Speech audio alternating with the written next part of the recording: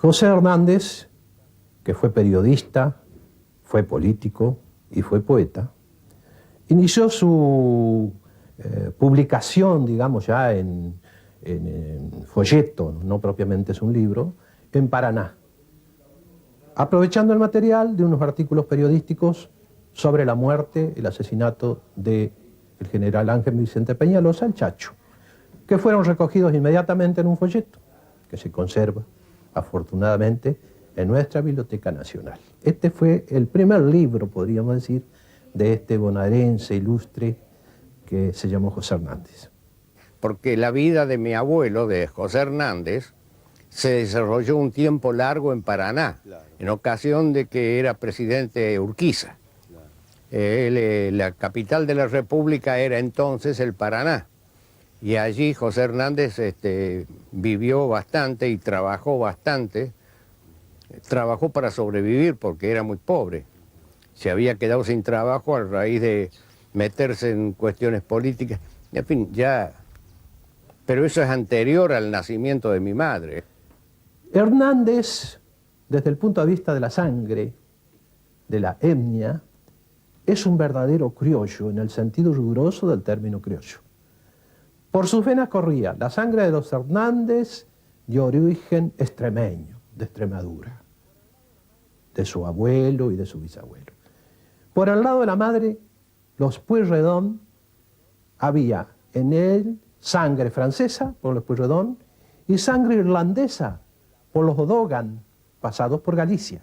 El abuelo de José Hernández era el señor Hernández Plata, que había sido miembro del Cabildo.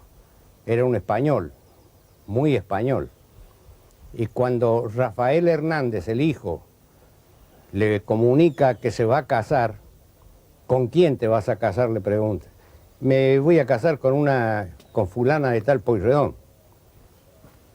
Mira, le dice, si vos te casás con una Pueyrredón, no pises más esta casa. Y lo echa de la casa.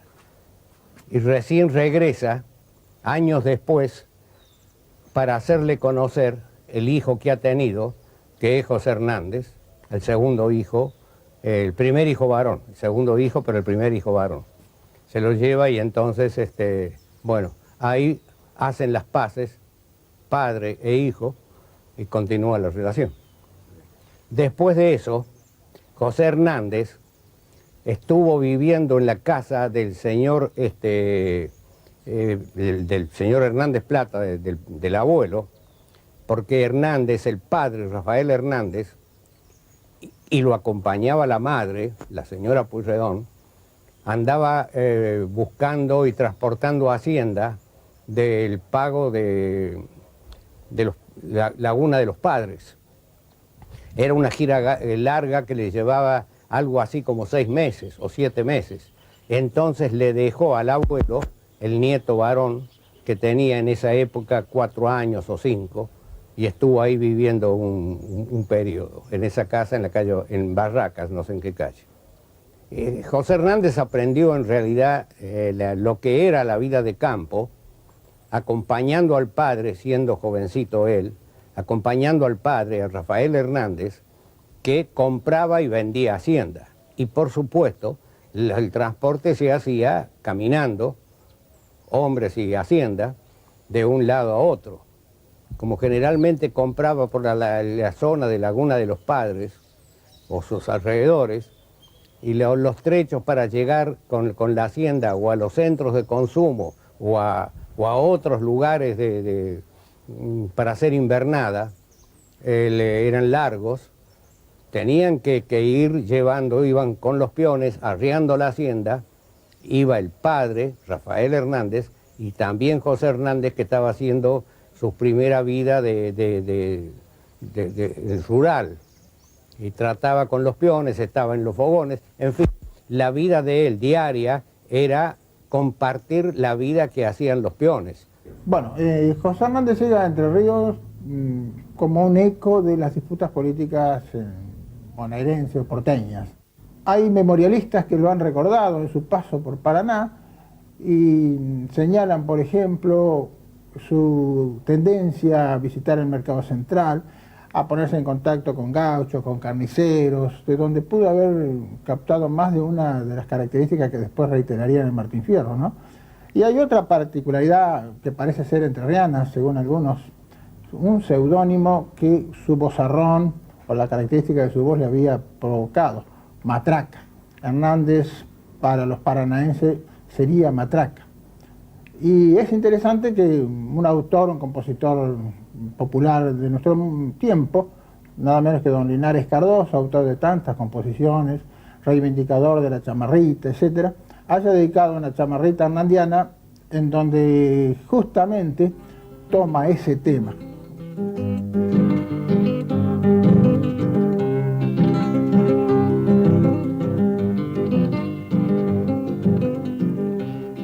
La chamarrita, señores, ella les viene a contar cuando anduvo José Hernández costeando por Paraná.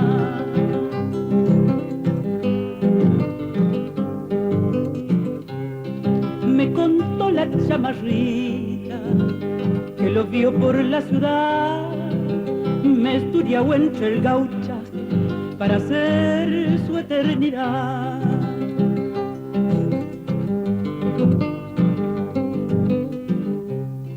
Chamarrita, chamarrita, chamarrita federal, cuando mateando soñaban Matraca y López Jordán.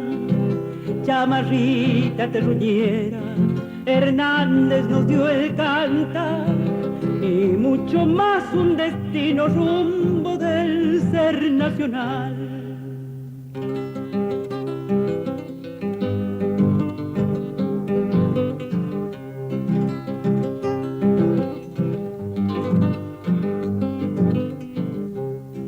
Entre Ríos le dio Hernández lo que siempre suele dar, prenda, querencia, esperanza y su estrella federal.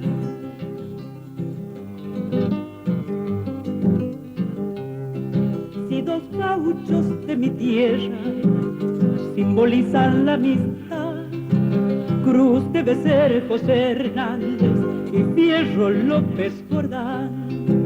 Canta chamarra entrerriana a Hernández el inmortal. Martín Fierro es todo patria, gaucho, pueblo, libertad. Martín Fierro es todo patria, gaucho, pueblo, libertad. América es José Hernández, gaucho, pueblo, libertad. Cuando se produce el asesinato de Urquiza y la revolución de López Jordán, José Hernández, que está en el Río de la Plata, el periódico que saca en Buenos Aires, una de sus ambiciones es poder impedir la intervención federal en Entre Ríos. Trata de mostrar los inconvenientes que eso traería, la reacción que provocaría en la provincia, etcétera, etcétera. Cuando no logra su objetivo, cierra el periódico, está una temporada en Rosario y después se viene a acompañarlo a sus amigos, con quien comparte evidentemente su ideología, y le toca la parte más fea, la parte de Ñaembé, la derrota en tierra correntina. Después ambos, con algún otro grupo de jordanistas, toman, y esa debió ser la última actitud de esta primera revolución, toma la comisaría de Colón y aguanta lo que puede. Cuando deben disparar lo hacen hacia Brasil, hacia Santa Ana, y allí sí los rumbos se dispersan, ¿no?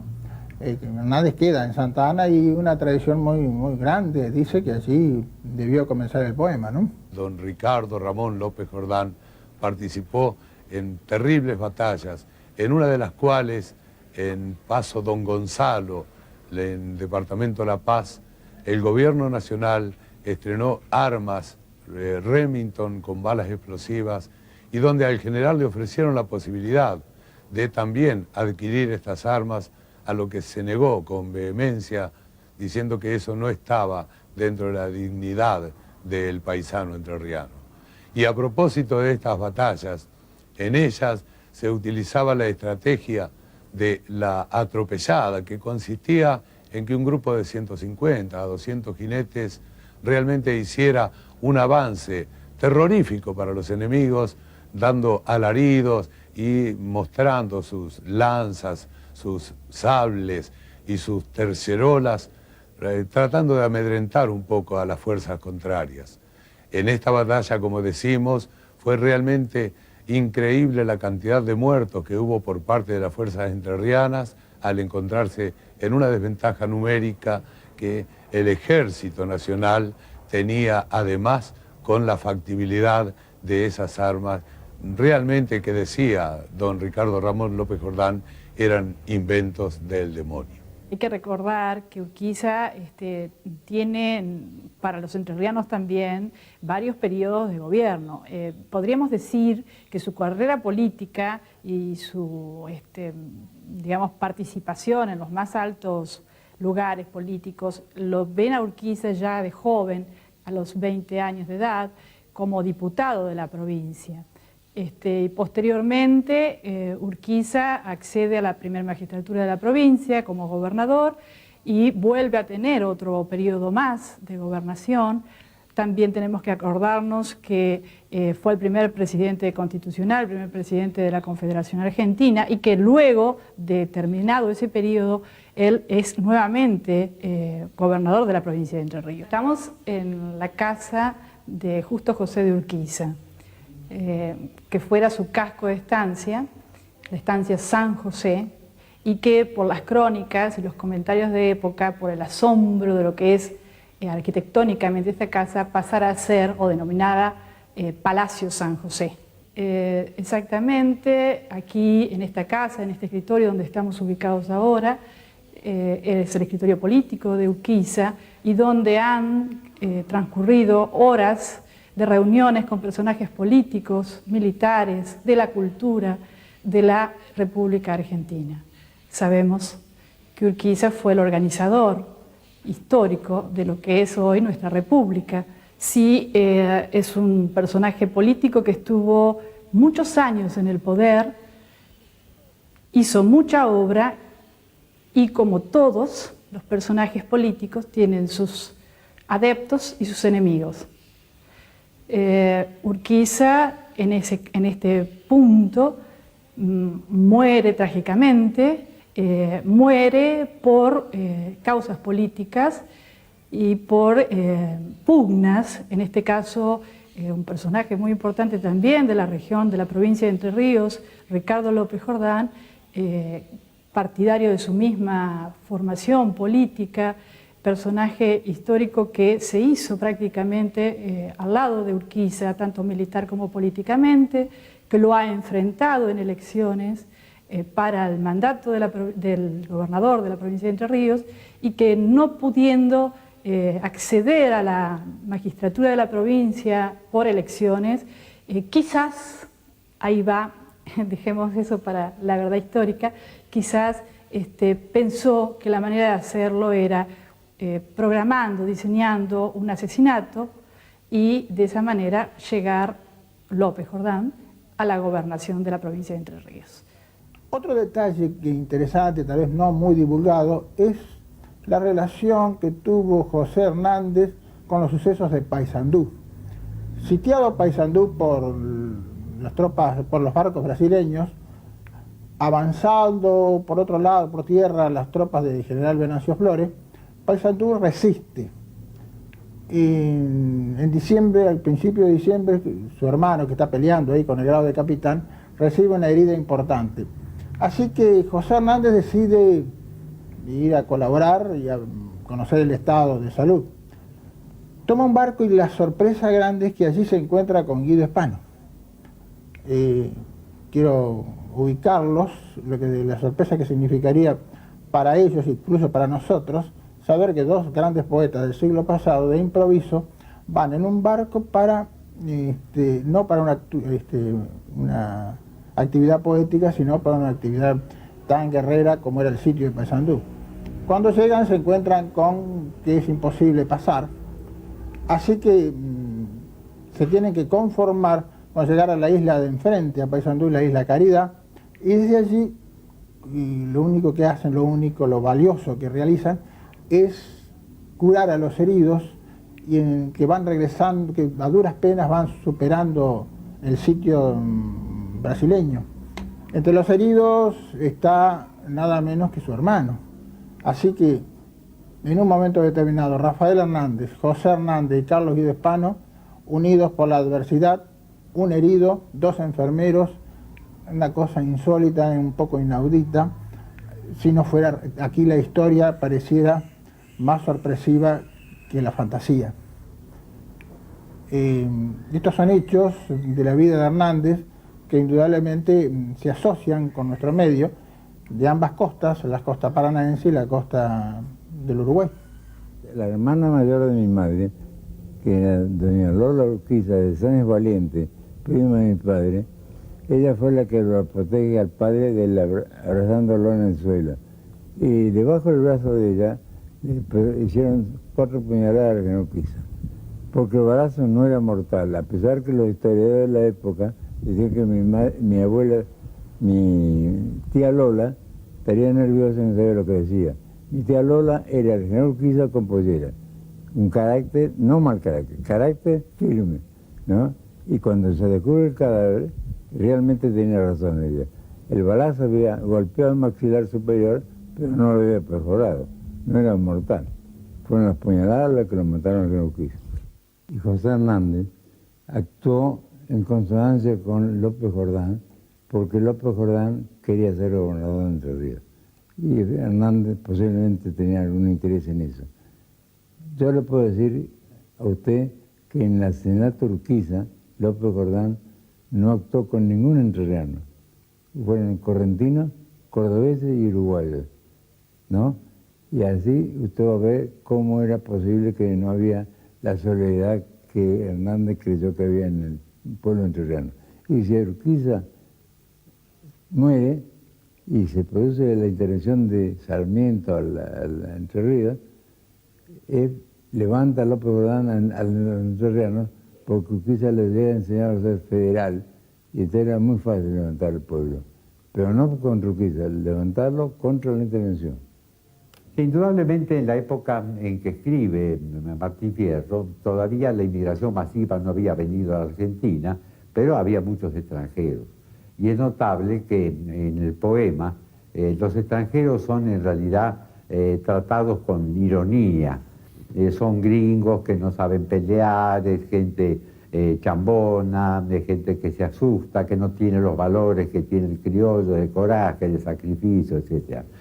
Evidentemente esto cambió después, la inmigración masiva fue pacífica, se fue introduciendo sin mayores problemas dentro de la sociedad criolla, de modo que podríamos decir que lo que Martín Fierro expresa, o José Hernández expresa a través de Martín Fierro respecto a los extranjeros, fueron tal vez las últimas expresiones de la desconfianza frente a la gente que venía a estas playas. Desconfianza que después queda aventada y diluida con la llegada masiva de los inmigrantes. He oído la narración que hacía mi madre de una chica que se crió con ellas, me refiero a ella y las hermanas, se criaron juntas, como otra más, la China Paula, que era una indiecita que el general Roca, en su excursión por la zona de los indios, había traído y la dejó a cuidado de José Hernández, quien la llevó y la tuvo en su casa como una hija más. Se criaron juntas, a tal extremo que en todos los cuentos que hacía mi madre referidos a su niñez, siempre figura, además de las hermanas, figura la China Paula. Yo tuve la suerte de conocerla, para mí era un personaje muy vinculado a la familia y no creí que la podía conocer. Resulta que vivía la China Paula alrededor del año 1950, que operaron a mi madre y la China se enteró de esta operación y fue. Y yo la conocí en el sanatorio donde estaba operada mi madre, la conocí a la China Paula, que era una mujer ya setentona, de rasgos lindos, morocha, pelo muy negro, y que siempre se acordaba a ella también, y que se emocionó, en realidad, al verme a mí.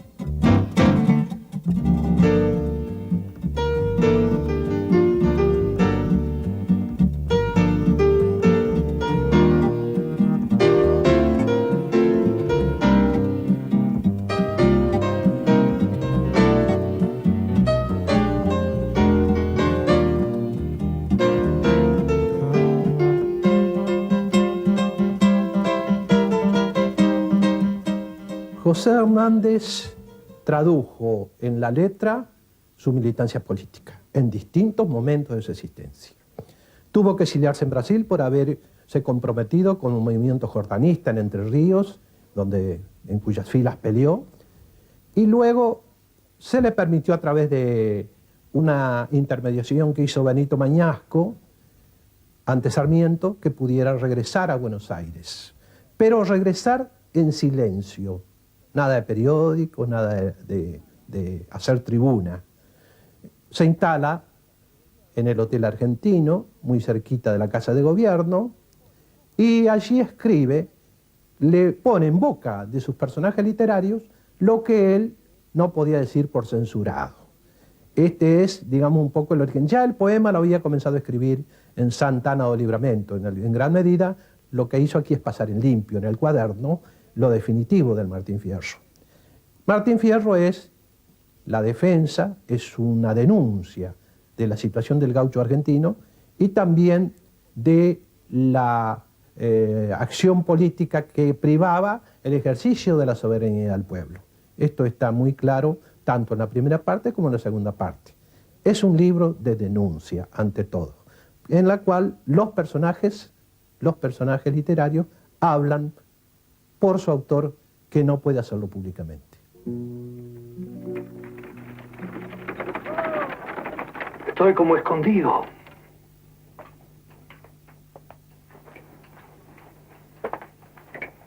Es por un tiempo, José. Hay que tener paciencia. No se mezcle todavía en política, ni escriba en los diarios. Así que el impuesto que vive en Buenos Aires, a condición de que no escriba ni hable. Conseguir esta tregua no ha sido fácil. Se movieron influencias políticas. ¿Para qué?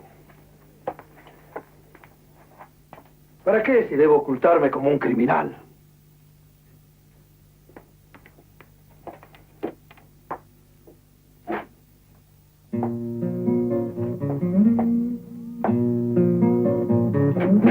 Cantándome de morir, cantando me han de enterrar y cantando he de llegar al pie del eterno Padre desde el vientre de mi madre. Vine a este mundo a cantar.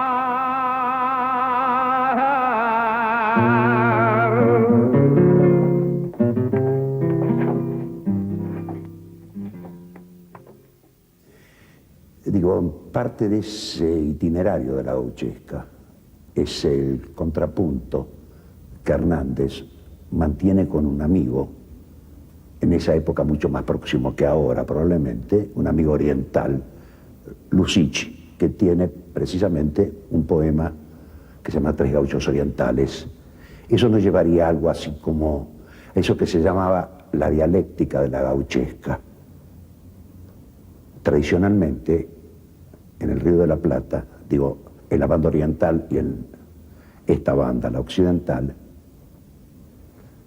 aparecieron en un momento dado 33 orientales, es decir, 33 gauchos uruguayos. De los 33 gauchos se pasa a los 3 gauchos orientales de Lussich, y finalmente a un gaucho, que es el Martín Fierro. Probablemente en ese juego dialéctico, 33-3-1, se vaya condensando las distintas voces de los campesinos, tanto de la banda oriental como de la provincia de Buenos Aires fundamentalmente, en una sola voz, que es la voz con que se inaugura el poema. Es decir, y eso marca una mutación, se condensa, se concentra en una sola voz y en primera persona. Incluso el primer verso es, aquí me pongo a cantar. Es decir, que esa voz poética, ese personaje de la gauchesca, está señalando cuál es su lugar finalmente. Ha conseguido un lugar para ponerse a cantar, es decir, para ponerse a hablar y hablar de sus desdichas, fundamentalmente. Digo, de las persecuciones políticas. Tengo la impresión, quizá la convicción, de que no se puede entender el Martín Fierro y evaluarlo con precisión si no se lo inscribe en su contexto.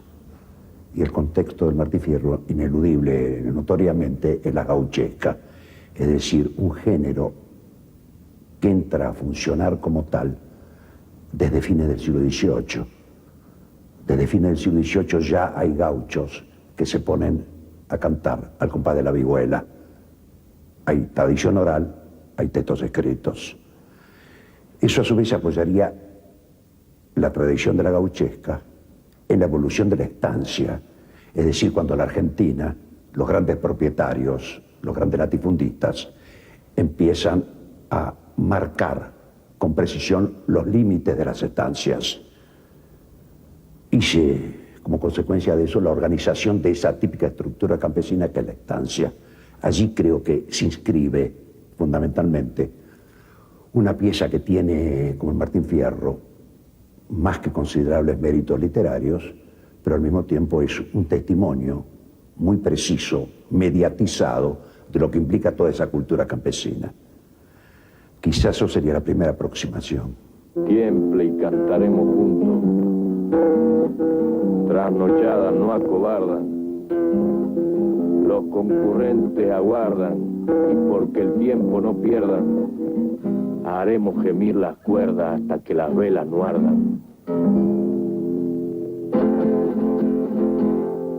Yo no soy, señores míos, yo no soy, señores míos, sino un pobre guitarrero.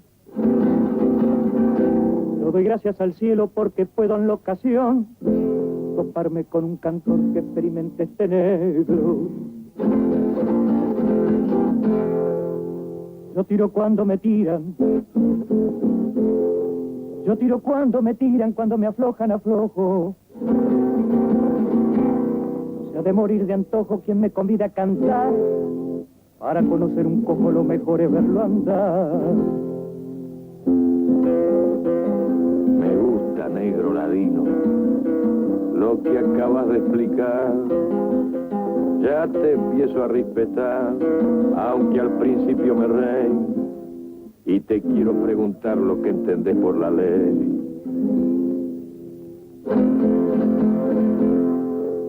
La ley es tela de araña, la ley es tela de araña y en mi ignorancia lo explico. La tema el hombre rico, nunca la tema el que mande, pues la rompe el bicho grande y solo enrieda a los chicos.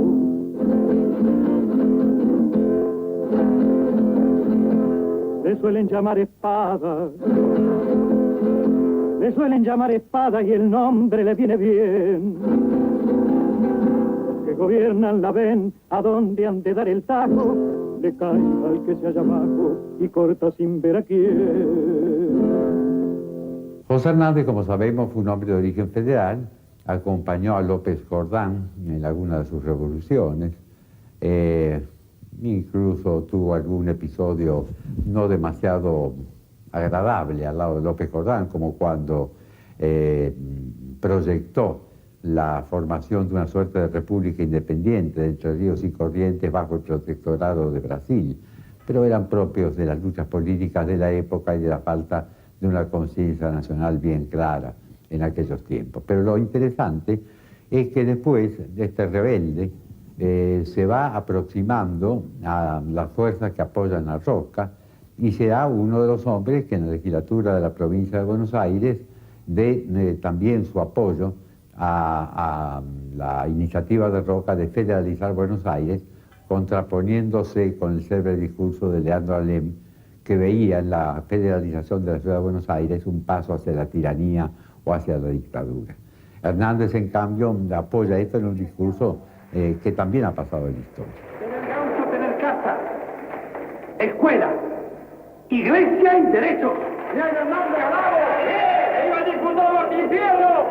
Pocos hombres me han enseñado a mí tanta historia como José Hernández.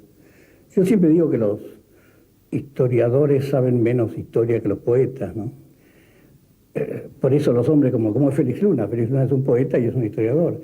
Hernández es, además de ser un poeta, no sabía lo que sabía, era parte de la historia, pero no era ese tipo de hombres que trascienden no por lo que saben, sino por lo que sienten, la inteligencia del corazón, ¿no? Después crió al Martín Fierro, que es un personaje interesantísimo, en el sentido de que se convirtió en un símbolo de la argentinidad y compitió con la otra parte, con el gaucho bueno, con el segundo sombra, que era el gaucho manso, de buen ciudadano, hombre honesto, trabajador, y la gente lo eligió un delincuente común, que me parece una maravilla. Ricardo, mi tío, hermano de mi padre, era un fervoroso Martín Fierrista, más aún. Por eso aparece a comienzos del siglo, digamos, entre el 22 y el 27 aparece en el segundo sombra, el movimiento Martín Fierrista, en el que cuando uno ve la fotografía que se sacan con motivo de, todavía no premio nacional porque no se lo han dado todavía al premio nacional, pero el éxito indudable de Don Segundo Sombra, se reúne la cultura de esa época.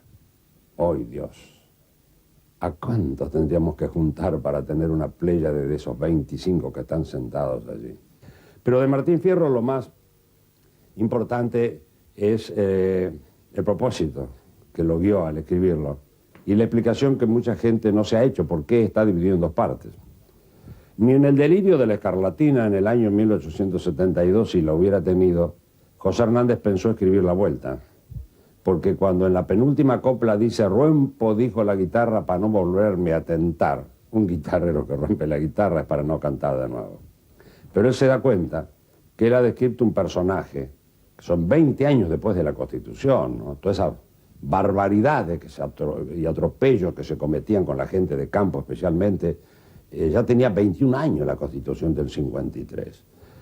Y él se da cuenta que esto de irse a vivir entre los indios como si la barbarie fuera mejor que la civilización, le hace una lindísima contestación por elevación a Sarmiento, en aquella conocida, cuando vuelve y dice que infierno por infierno prefiero el de la frontera. La primera son todas las desgracias y los errores de Fierro, que comete, y serios errores.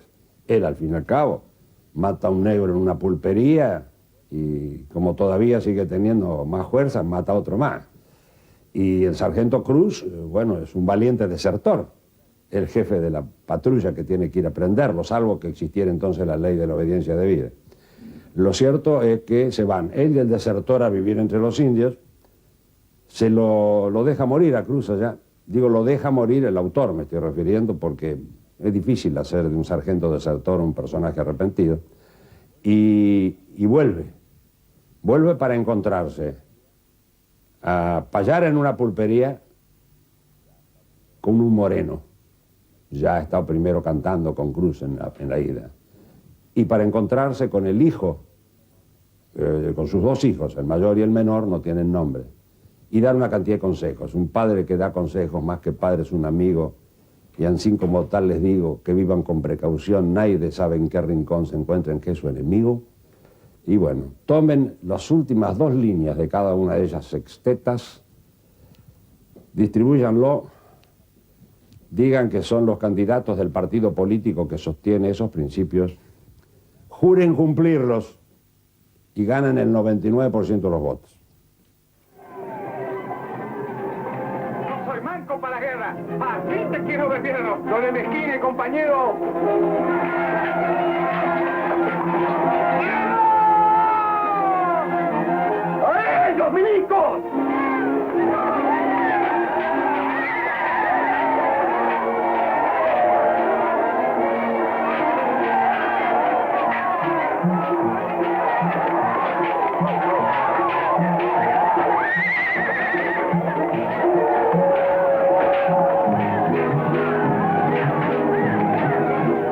¡Duelen duro, que son como tortugas!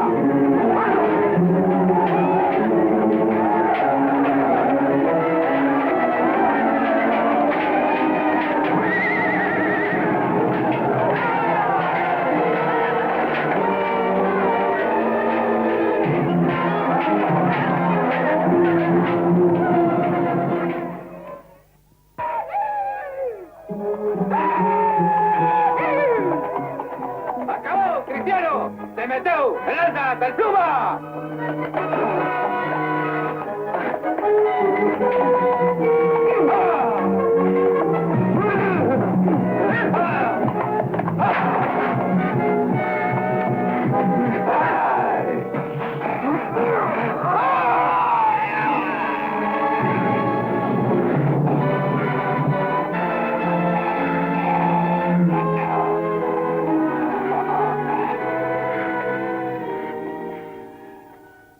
Entre el 72 y el 79, entre la primera parte del Martín Fierro y la segunda, entre la ida y la vuelta, hay una incidencia crítica que proviene de una revista que salía entonces, que dirigía Navarro Viola, donde se le cuestiona a José Hernández la exaltación del personaje rebelde, gaucho matrero, que aparece en la primera parte.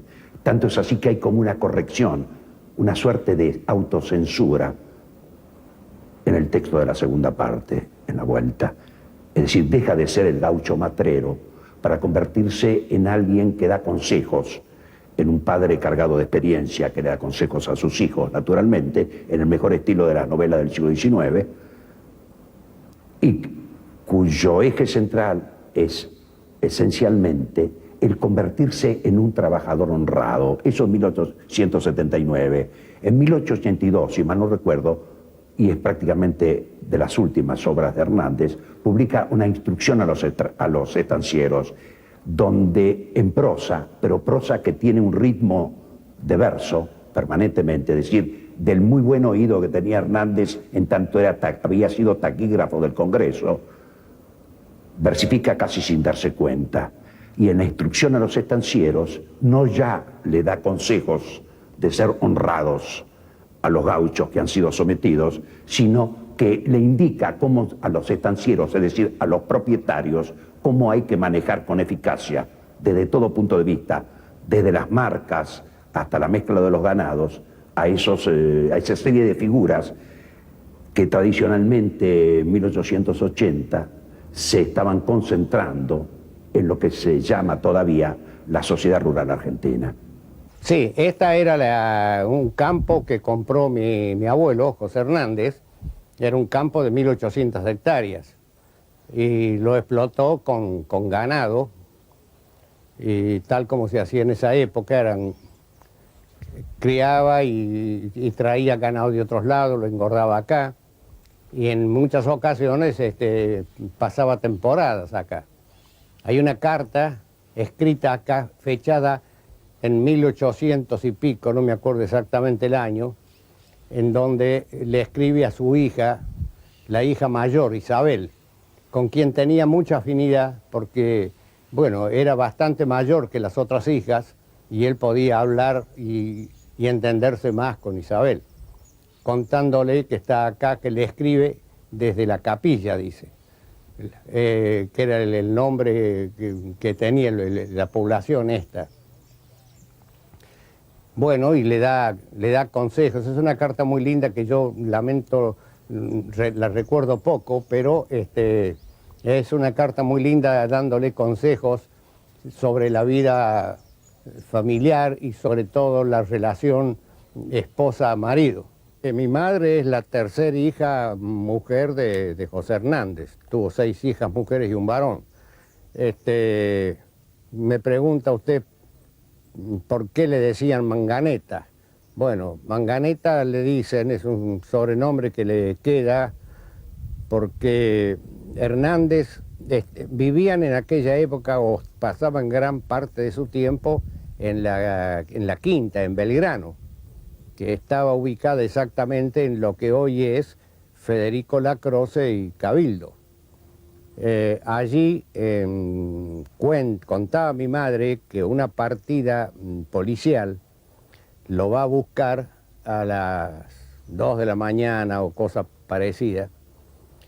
Era presidente Sarmiento. Parece que Hernández había publicado en sus diarios algunas notas un poco que Sarmiento consideró agresivas o molestas o lo que fuera. Y bueno, lo mandó a buscar con una partida policial. A medianoche llegó esa partida a la Quinta y mi abuela atendió al oficial que iba a caballo, por supuesto, y bueno, le pidió, el oficial le dijo que el señor Hernández me tiene que acompañar, queremos hablar con él, vamos a ir al cuartel del Parque y vamos a conversar con él. Bueno, mi abuela le dijo, bueno, mi marido, como ustedes supondrán, a esta hora está durmiendo, cuando yo lo voy a avisar. Le avisó a Hernández lo que pasaba y Hernández le dijo, entretenelo un poco más que yo me voy. Bueno, entonces mi abuela se fue, empezó a conversar con el señor que lo buscaba. Mi abuelo por el fondo de la quinta, que era una quinta grande, tenía 12, lo que hoy serían 12 manzanas, salió por el fondo, montó a caballo y se fue. Se fue a Quilmes, a un lugar donde tenía un amigo que tenía un barco arenero que traía arena del Uruguay. Y ahí pasó y se quedó unos días. Bueno, pasado el tiempo, los oficiales de la policía se cansaron de esperar y se fueron. Ya el candidato no estaba.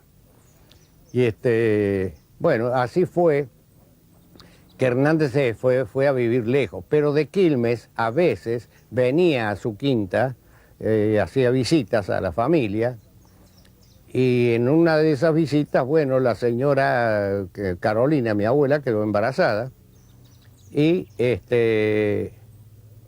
la que quedó embarazada de mi madre, precisamente. La que se empezó a gestar fue la vida de mi madre. Cuando nació, o los pocos meses ya que era visible el embarazo de mi abuela, alguna vecina le preguntó, le dijo, che, pero vos estás embarazada. Sí, la verdad que sí, que estoy embarazada. Mirá, le dice, esta es una manganeta que le he hecho a Pepe, a José Hernández, pensando en que, bueno, la vecina suponía que Hernández no había vuelto desde el día en que se fue, así, un poco apurado. Y ese es el motivo, y a eso obedece el sobrenombre que llevó mi madre toda la vida, siempre fue manganeta.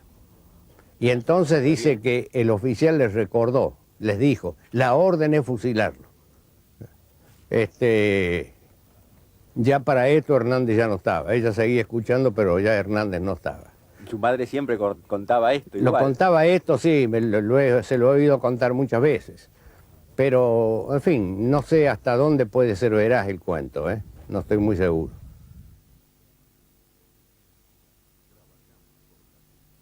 Trabajamos por la cultura de una Argentina nueva. Secretaría de Cultura de la Nación.